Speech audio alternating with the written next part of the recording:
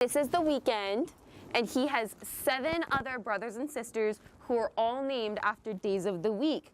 We contacted a manager here at this Bed Bath & Beyond location who confirmed that a couple days ago they were told that this location would indeed be closing. State bill proposes $28 million in food aid after the federal aid expires in March. Thanks, Ariel. I'm outside City Hall, and outside their driveway is a group of protesters over here who are handing out this pamphlet.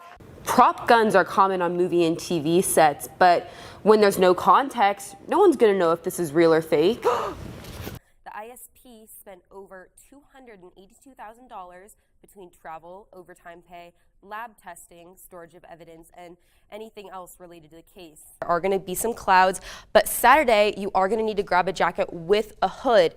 These 3 groups of students are going to be spending their spring break crossing the West Coast to go down to Peoria, Arizona, to across the country in New York City, and all the way across the globe in Nairobi, Kenya. The kids at Colorado Children's Hospital not only get to attend a Rockies practice, but also a game right here at Salt River Fields. The course covered how to administer the reversal drug naloxone and hand out kits to those in attendance. Most opioid overdoses are actually witnessed but go undiagnosed till it's too late.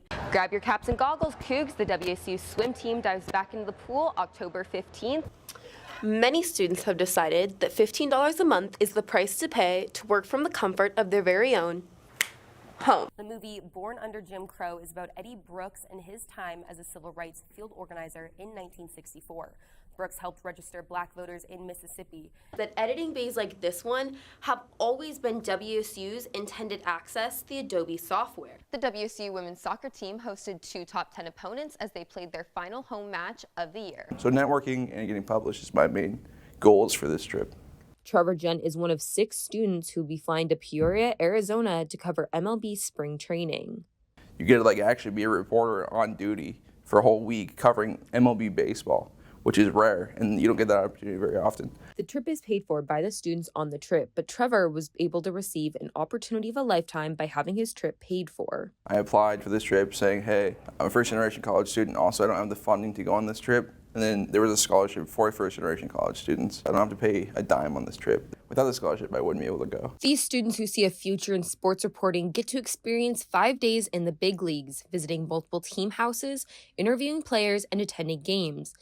6 Murrow students interested in public relations will also be traveling to New York City, where they will be visiting NBC, New York Times, and multiple PR companies.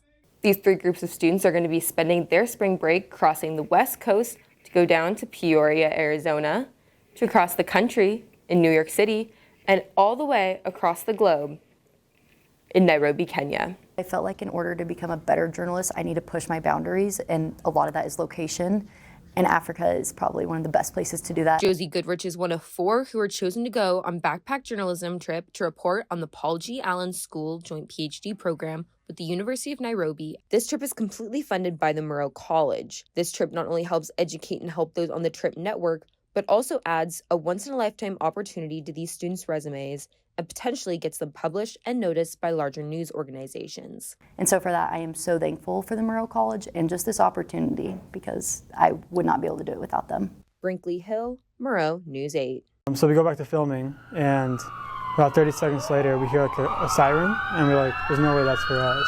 Andy Guerrera is a director of a student broadcast show, Silent Truth, and never thought using a prop gun would get them in trouble. I told my producer, bring one of those, this is what I imagined we'd be using. But he brought this other gun, it was different, and it looked really real. During a filming late one night, 2 girls passing by saw an actor in a clown mask and Andy playing a sheriff. Andy pulled a prop gun, and the girls ended up calling the police. That was not kind of an over-dramatized reaction by the police or the girls.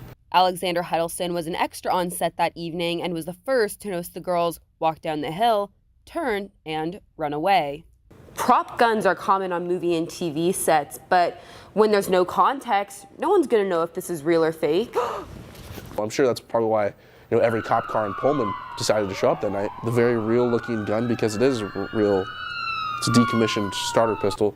Silent Truth will now be prioritizing prop weapon safety for their crew and anyone passing by. The police were talking to us about, have signage up.